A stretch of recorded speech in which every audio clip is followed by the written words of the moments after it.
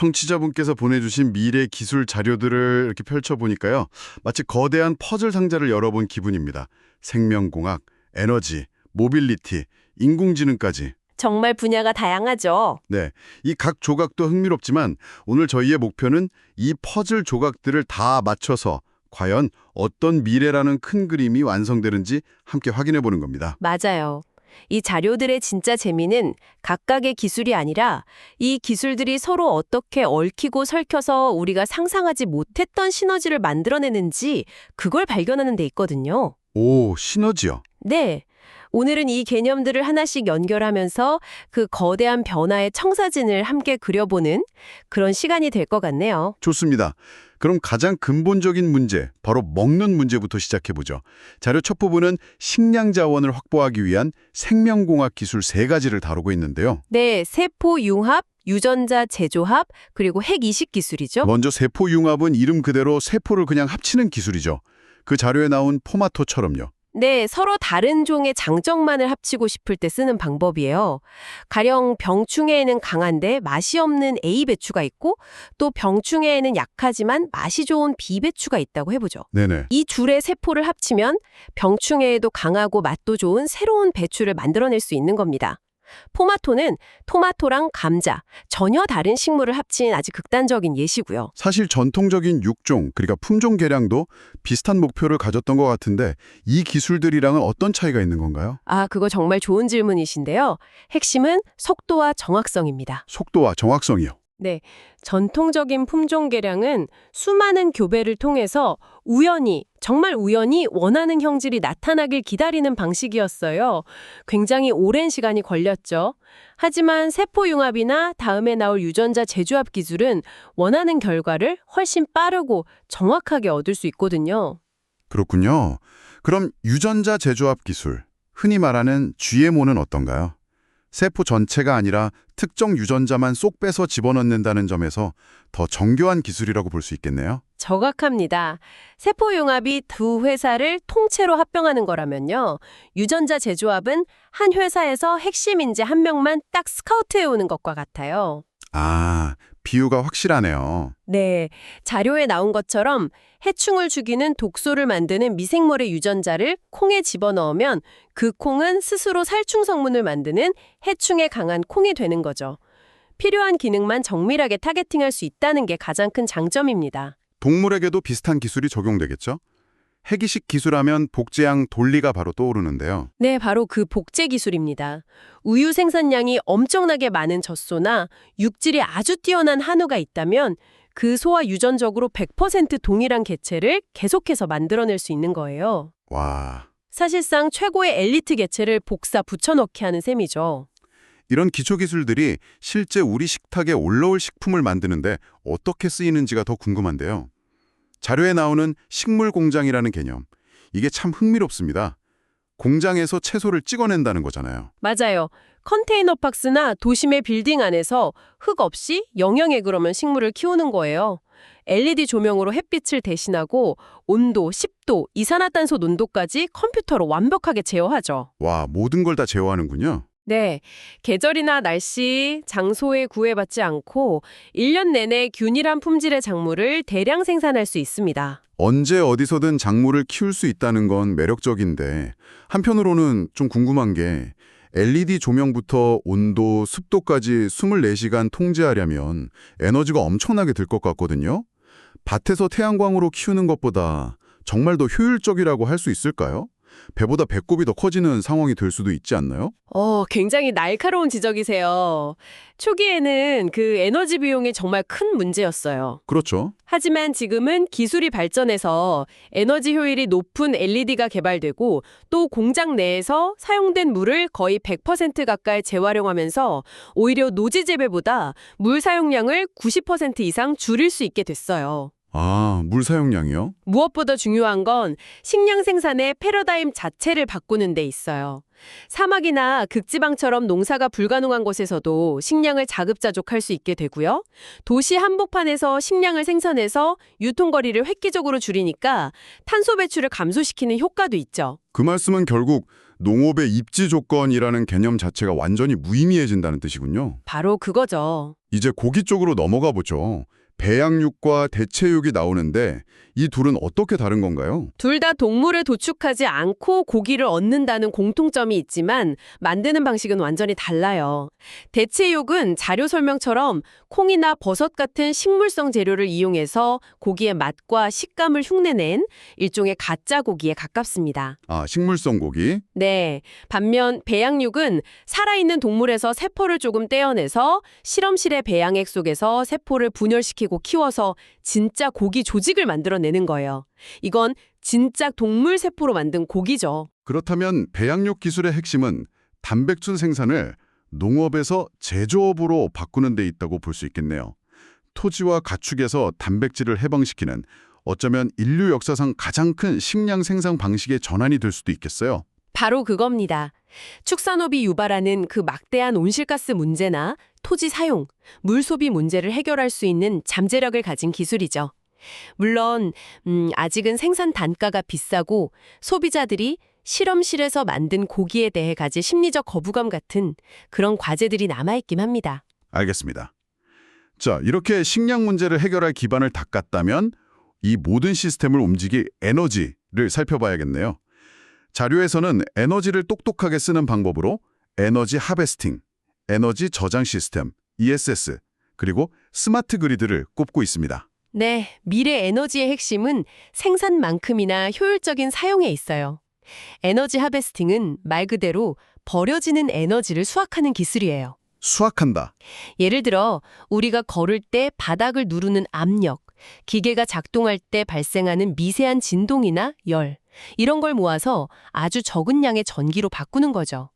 사물 인터넷 센서의 전원처럼 소량의 전력이 필요한 곳에 아주 유용하게 쓸 수 있습니다. 이야, 정말 치끌 모아 태산 같은 기술이군요. 그럼 에너지 저장 시스템, ESS는 훨씬 더 규모가 큰 이야기겠네요. 발전소에서 만들고 남는 전기를 거대한 배터리에 저장해 두는 거니까요? 맞아요. 전기를 거의 안 쓰는 새벽에 남는 전력을 ESS에 꽉 채워뒀다가 모두가 에어컨을 켜는 오후 2시 같은 전력 피크 타임에 확 풀어주는 거예요. 아, 효율적이네요. 네. 이렇게 하면 갑자기 전력 수요가 몰릴 때를 대비해서 예비 발전소를 추가로 짓지 않아도 되니 훨씬 효율적이죠. 특히 햇빛이 있을 때만 발전하는 태양광이나 바람이 불 때만 돌아가는 풍력처럼 출력이 좀 들쭉날쭉한 재생에너지를 안정적으로 사용하기 위한 필수 기술이기도 하고요. 그 모든 걸 총괄하는 지휘자 역할이 바로 스마트 그리드인 셈이군요. 그런데 자료에 나오는 스마트 그리드는 사실 개념 자체는 꽤 오래됐잖아요. 네, 맞습니다. 그런데 왜 아직 우리 실생활에 완전히 적용되지 못하고 있는 걸까요? 기술적인 문제인가요? 아니면 비용의 문제인가요? 둘 다입니다. 기존의 전력망은 발전소에서 가장으로 전기가 일방적으로 흐르는 단방향 도로였어요.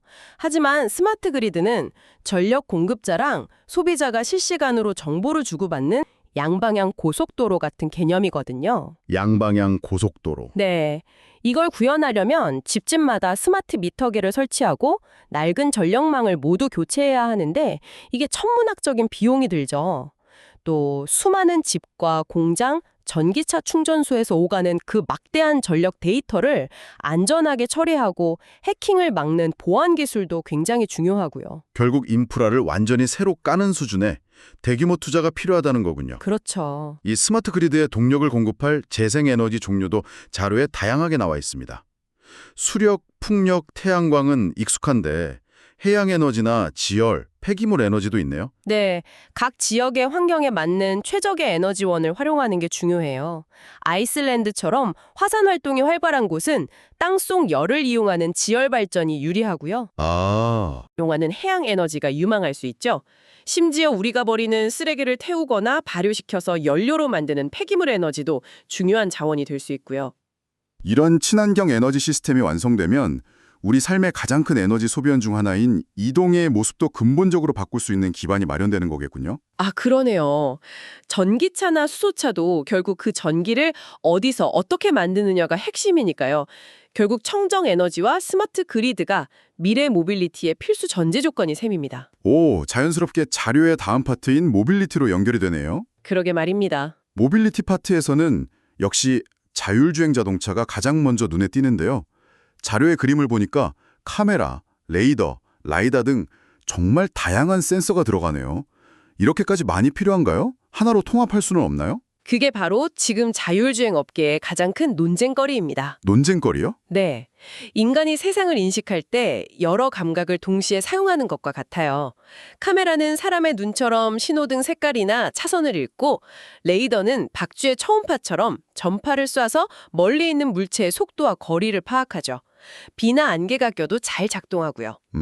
그리고 라이다는 레이저를 360도로 쏘아서 주변 지형 지물을 아주 정밀한 3차원 지도를 만들어내는 역할을 해요. 그런데 테슬라는 비싼 라이다 센서 없이 카메라만으로 자율주행을 하겠다고 해서 논란이 많지 않습니까? 맞아요. 바로 그게 기술의 문제를 넘어선 철학의 차이입니다. 테슬라는 인간도 눈, 즉 카메라만으로 운전하는데 인공지능이 충분히 똑똑해지면 차도 할 수 있다는 입장이죠. 아, 그런 철학이. 반면 대부분의 다른 회사들은 역광이 비치거나 악천후처럼 카메라가 속기 쉬운 예외적인 상황에 대비하려면 레이저를 쓰는 라이다가 안전을 위한 마지막 보루라고 주장합니다. 어떤 방식이 최종 승자가 될지는 아직 아무도 모르죠.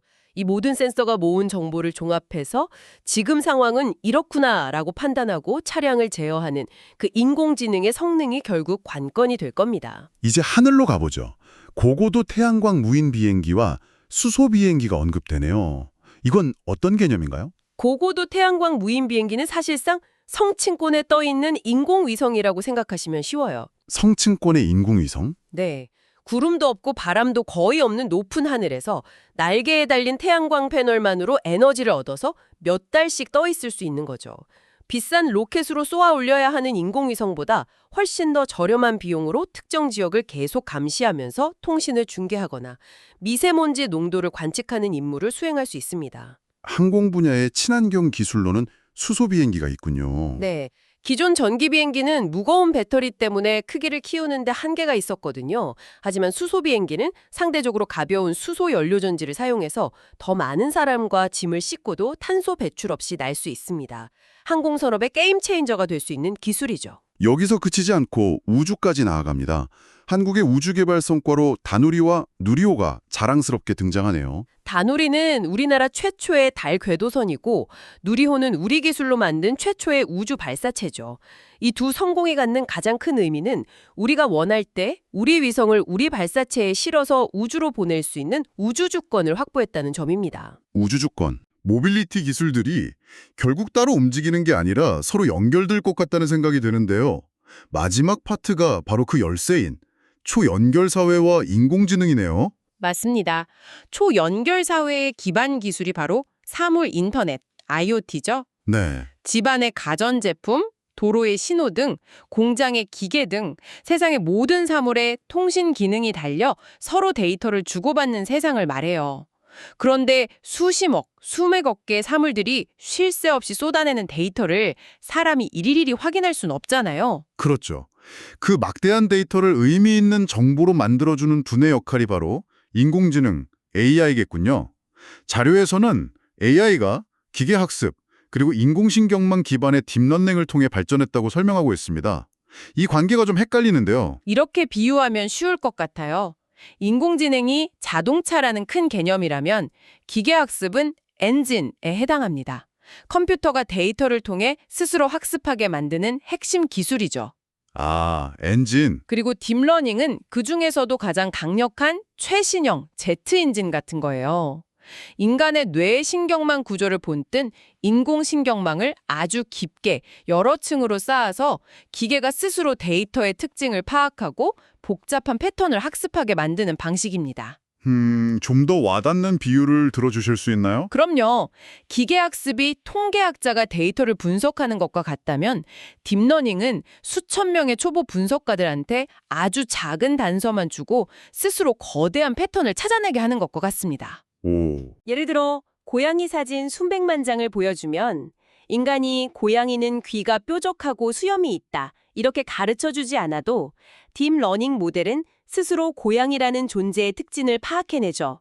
인간이 미처 생각지도 못한 연결고리를 찾아내는 겁니다. 이 똑똑한 인공지능의 연료가 바로 빅데이터겠군요.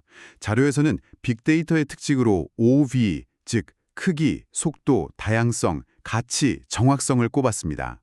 특히 다양성이 중요해 보이네요. 네, 딥러닝이 등장하기 전까지 인공지능은 숫자나 표처럼 형식이 딱 정해진 정형 데이터를 처리하는 데는 능했지만 우리가 일상에서 쓰는 말이나 이미지, 영상 같은 비정형 데이터를 이해하는 데는 어려움이 많았어요. 아, 그랬군요. 하지만 딥러닝은 이 비정형 데이터 속에서 패턴을 찾아내는데 아주 뛰어난 성능을 보였고 그 덕분에 이미지 인식, 자연어 처리 같은 분야가 폭발적으로 성장할 수 있었던 겁니다. 결국 오늘 이야기한 모든 기술들이 여기서 하나로 합쳐지는군요. 식물 공장과 자율주행차, 도시의 IoT 센서들이 쉴 새 없이 쏟아내는 빅데이터를 인공지능이 실시간으로 분석해서 에너지 공급과 교통 흐름을 최적화하고 식량 생산을 자동화하는 그런 그림이 그려집니다. 정확히 보셨어요. 오늘 다룬 기술들은 개별적으로도 강력하지만 진짜 힘은 융합에서 나옵니다. 자료에서 강조하는 IT, BT, NT 기술의 융합이 바로 그것이죠. 융합이요? 스마트 도시가 제대로 작동하려면 스마트 그리드, 자율주행 모비니티, IoT 기기, 그리고 이 모든 것을 지휘하는 AI와 빅데이터 기술이 하나의 유기체처럼 연결되어야만 합니다. 저도 집에 AI 스피커랑 몇 가지 가전제품을 연동해놨는데 가끔은 제 생활 패턴을 저보다 더 잘하는 것 같아서 신기하면서도 살짝 무서울 때가 있거든요. 하하. 이게 도시 전체로 확대된다고 상상해보세요. 오늘 청취자분의 자료 덕분에 미래 기술의 파편들을 하나로 꿰어볼 수 있는 정말 유익한 시간이었습니다. 식탁부터 에너지, 이동수단, 그리고 사회 시스템의 두뇌까지 기술이 우리 삶을 얼마나 근본적으로 바꾸고 있는지 다시 한번 실감하게 되네요. 이 모든 변화는 결국 하나의 거대한 시스템으로 수렴하게 될 겁니다. 각각의 기술을 따로 보는 것보다 이 기술들이 어떻게 연결돼서 우리 사회의 운영체제, OS 자체를 바꾸고 있는지 큰 그림으로 보시는 게 중요합니다. 그렇군요. 마지막으로 이 모든 기술 발전 속에서 청취자분께서 한 번쯤 깊이 생각해 보실 만한 질문을 던져드리고 싶습니다.